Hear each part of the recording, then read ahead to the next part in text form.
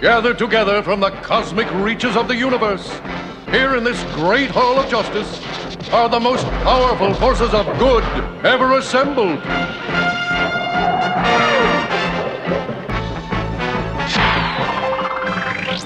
Dedicated to truth, justice, and peace for all mankind. All right, so PD and I got together and we're going to be talking about what happened in episodes, what? They're in episode 4 and 5 now, right? Yeah. Well, I mean, I guess we could just talk about 5. Okay, we'll talk about 5. You know, what is your impressions of it? I liked the episode. It was a lot of stuff happened, a lot of surprises. But it was, what was it? We had to say goodbye to Charlie Murphy, right? Yeah, Charlie Murphy. Yeah, head got busted open like a pineapple. Well, that's the thing. It opened up the story because because Ghost was so planned and prepared. This is one point where it's like, he can't do this. He can't do this. And then it's like the fight goes on, and then it's like, no, he has to stop because he can't get out of this. And then we have it up, he's going to have this moment, but how can he get out of it? And then he just like, you know, it's like, Lord, how could they do that to Charlie Murphy? But, you know, it's a send-off, it's power, people, you know, come and go, R.I.P., you know, always funny. But then at the same time, in the story, within the story, it's like, wow, it's over. He's staying. I know. And then everything shifts because this element of, you know, this guy in jail has Teresi has this connection with Tommy. So that's what's interesting. The part that was sort of bothering me was Tommy and. But what were your feelings on that scene? With the scene? Yeah. Well, I mean, it was all leading up to it. I mean, before that scene, prior to that, to me, the best episode of the series was episode 4. Okay, and that led up to where he got the gun charge dismissed and DNA charge, and basically Angela got basically, and her crew, they all got suspended for the trial. But you basically have Jamie or James or Ghost, depending on which name you want to call him. He basically gets a pass. You know, he's getting out of jail. So when he comes, when Charlie Murphy comes to him as a guard and starts egging him on, and he's being egged on, and Charlie Murphy's being egged on by Teresi. Teresi tells him, "This is the dude who's getting you transferred." You know what I'm trying to say? He's like, "Yo." That too. So he's like, "What?" So he comes after James, and he's like, "Yo," you know, start talking about his wife and stuff. And, you know, James, he's at the freaking you're doing a 100-yard dash, and you at the 90-yard. You know what I'm trying to say? 10 yards to go. Probably no. You're at 95. You're almost there. And what you're gonna do? You're gonna get upset, and you're gonna start beating up on the guard. You see him tripping him. He's putting the leg out. He's got the leg out. You can see it from a couple inches. You can leap over and sidestep. He doesn't do that. Yeah, it's just he's hit his threshold, and he can't take any more. And I think the producer, her name is Kemp, Courtney Kemp. Yeah. She basically says that's the problem with him. You know, she basically says at the very end that, you know, he reaches his threshold. He's there. He doesn't have to do a doggone thing. Yeah. But what does he do? He just can't let this go by. And not only does he not let it go by, it was bad that he beat him up. He killed the dude in the most brutal fashion possible. He took a weight and broke his head open like a piñata or something. Yeah. You're like, God damn, Charlie Murphy. And we have to blame that on Walking Dead because they did the comic scene where Negan smashes him. Yeah. So it's like pushing it too far, and it's like, are they going to do this? I don't even need to see the top of his head because the motion is enough to see effect for me. But of course, they're like, you know, we're not here to play around, so they do that. But it was a setup because Teresi came in. I think he thought Teresi was the guard was gonna get it. Charlie Murphy was gonna get into it with James, and then Teresi would come in there with another guy to shank him. You know what I'm trying to say? So, but what happens? He comes in and says, "Holy crap, the guard is dead." You know what I'm trying to say? Mm-hmm. So fudge, I better like do something. I could turn this in my way. So he gets the guard. He gets the guy. He puts a yoke on the guy, and the guy ends up dying. The prisoner, boom, and he tells Ghost. Ghost is in shock, like what the hell is going on? And he said, "Yo, change clothes." So it makes it look as though it's a murder suicide, you know, and so he won't have anything to do with it. But this all presupposes the camera that Charlie Murphy said was not working in there did not work, because if it did, his ass is grass. Well, Okay. that's the other thing. This sort of thing, they sort of pull like a soap opera and decide the camera is working now. We have some residual video, and then you have him smashing his head in. So these in the soap opera sort of thing, that's always could come back as some sort of something to come back to haunt him. So I always worry about that. But this is to me why this episode is not one of my favorite. The 4 really was because he's constantly, Ghost has always liked to make moves on the side. I never really liked that. But that 4th episode, he really started taking control and started working with others to get things done. And here, once again, his passions, push him out. The whole reason he's in all this mess, and I think Turtle said it, sorry, his name's not Turtle, Proctor said it, is that it's all because of Angela. If he hadn't gotten involved with Angela, a lot of that stuff would have been left out of it, right? Yeah. It's his emotion. He gets emotionally, no matter how well dressed he is, how controlled he looks like, he has his points, and that's it. He's gonna kill you. You know what I'm trying to say? Well, what was it? That I can agree on that point. I would go to what I was having more of an issue with was the Tommy and Lakeisha relationship. Oh yeah. Because they're having a decent time, and if you're enjoying the lovemaking in there, the sex is good. You're not thinking, is a drug dealer, is she the one? Like that sort of thing. Getting into that was saying, what about Holly and that? And then he brings up Holly, and he's like, he has a flashback, and it's like, this guy is living by the seat of his pants. Even if he has a main girl, he's always going to be looking for something else because he is on that edge. And it's a macho thing at the end of the day. A person who's a criminal is not looking for just enough to eat and eat, sleep, 3 hots to the cot. He's looking for extra. Exactly. And saying, I have this, but I need more. So that's where I was like, at this point, they're so early. Why are they even talking about, what this is? Well, I don't know. It's necessarily him. It's her, really. What is I mean, she? she's like falling hard for him, and that's what her friend says. I forgot her name. The wife. She says basically she's falling for you basically hard. You know that. So what are you gonna do about it? But I love the scene that she goes in there with Tommy and is like, "Yo, what happened to Holly?" And he told her what happened, and he thought that she was gonna come down hard on him, and she didn't. She's like, "Yo, we family." You know what I'm trying to say? That's the problem because we know what's her name? Tasha? Tasha, yeah. Well, we know what Tasha does to Lakeisha's men.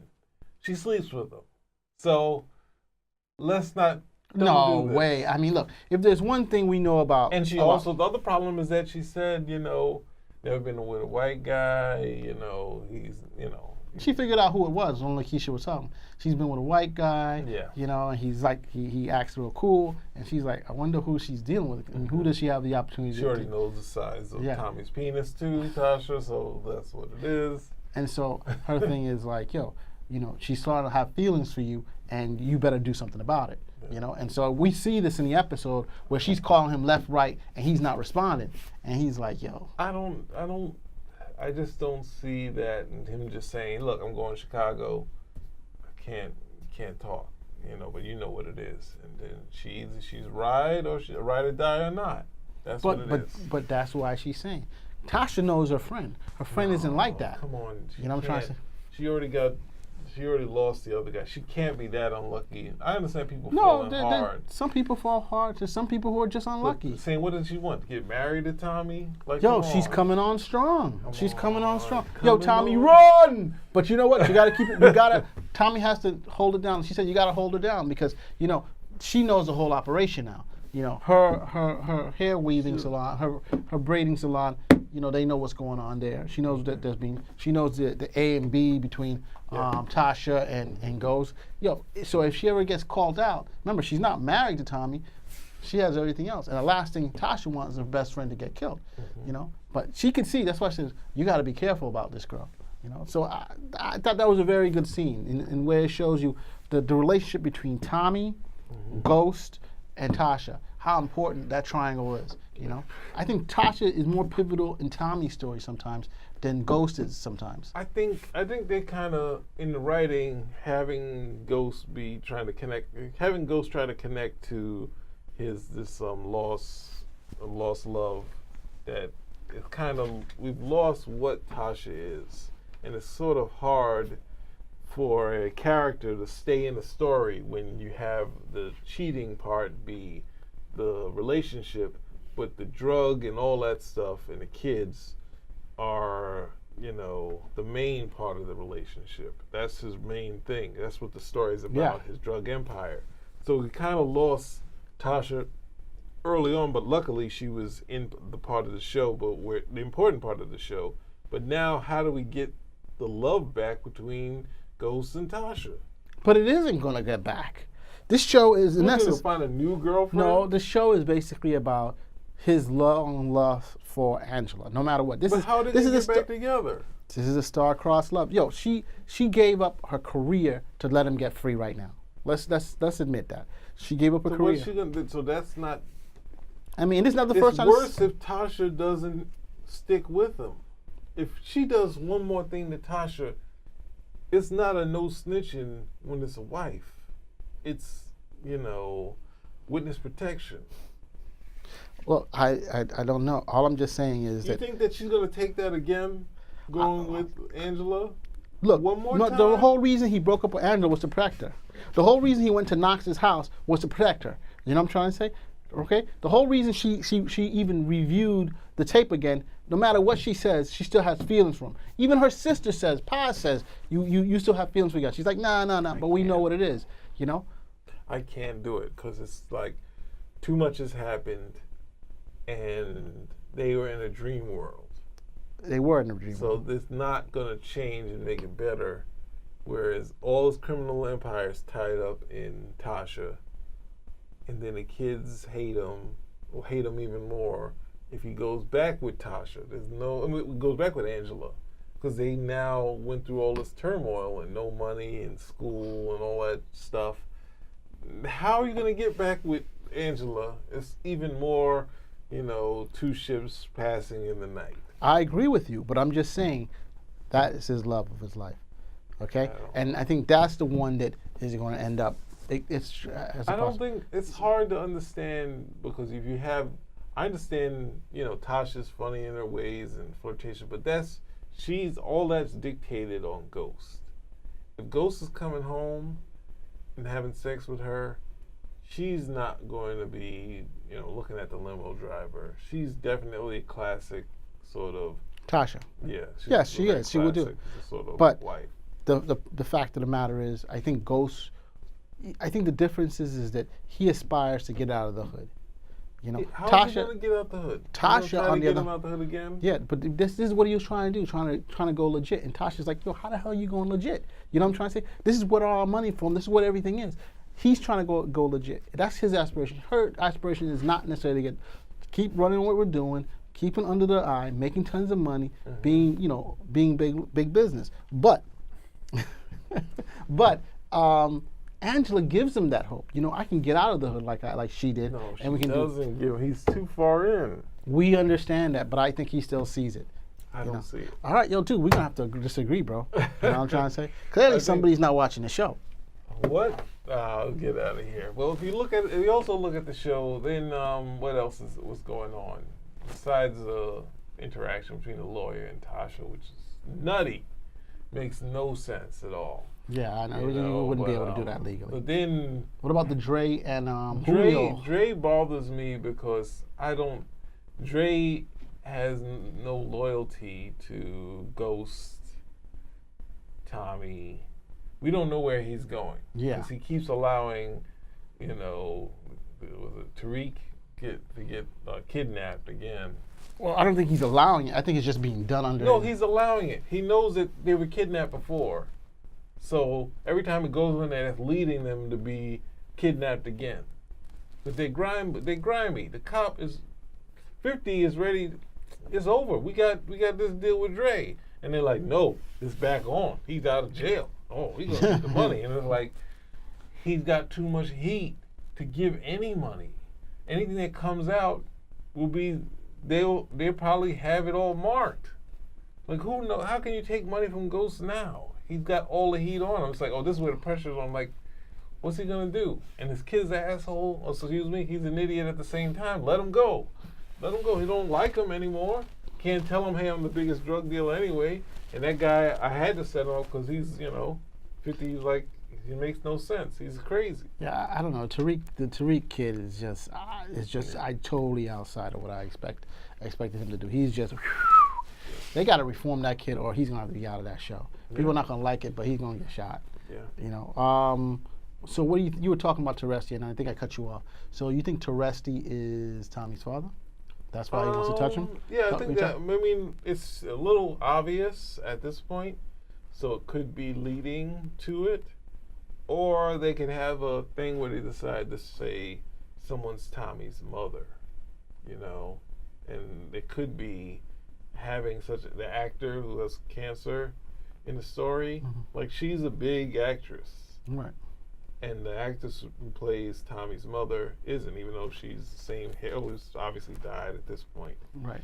But it could be, they could try to twist it and say, have Tommy know, that person knows Tommy's father, but Tommy's mother is this person. That's a big twist if that's what you think. But I'm saying that's too obvious because we're going this train to say, we're going to go there and find out that this guy in jail is Tommy's father. For what? Interesting. Unless there's a twist that he's going to pull something out from him and we find something out about it. But I think when you have something that's leading the train, you know where the train's going, you should have a twist so the viewers get surprised a little. Okay, cool. All right. It's an interesting point. Didn't think of it like that, but it's a very interesting point. Anything else about this episode that I just can't, I wish I could binge watch, that's it. It's really I'm not a big binge watcher. I have to watch the end commentary because I need some more show. Yeah. It's like, look, I think that it's good to have a show and watch it and germinate in it for a little while and go back. When you binge watch, you lose out on some of the. So you don't. Yes, you do. And was it Ernest Dickerson who did not all Spike Lee movies, but all the early ones after Malcolm X? Right. He's like, he put me on The Wire. He said, I don't have a problem coming in and directing Wire because they give me all the episodes. I get to binge watch. I used to binge watch them, and then I go in and direct it, so I understand the whole show. And that's the thing. I can binge watch them, and I can understand the whole show.